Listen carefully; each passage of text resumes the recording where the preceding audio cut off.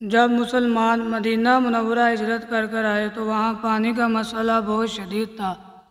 مدینہ منورہ میں ایک معروف اور میٹھے پانی کا کنواں تھا، اور یہ کنواں ایک یہودی کی ملکیت تھا، اور وہ اس سے پانی بیچتا تھا۔ مسلمانوں کو پانی خرید کر پینا پڑتا تھا، جو کہ اکثر مہنگا پڑتا تھا، جس سے مسلمانوں کو ایک بہت مشکل درپیش آتی تھی۔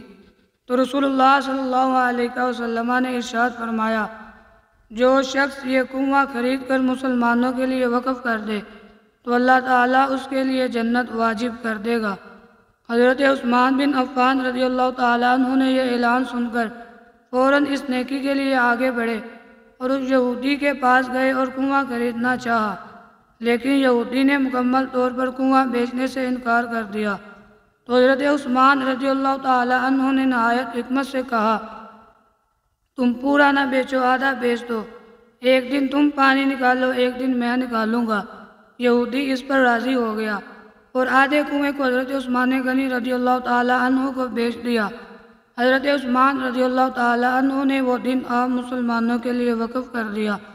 لوگ اس دن خوب بھر کر جمع کر لیتے اور دوسرے دن یہودی کی طرف کوئی نہ جاتا، جس سے یہودی کا کاروبار ختم ہو گیا۔ تو اس نے باقی آدھا بھی حضرت عثمان رضی اللہ تعالیٰ عنہ کو بیچ دیا۔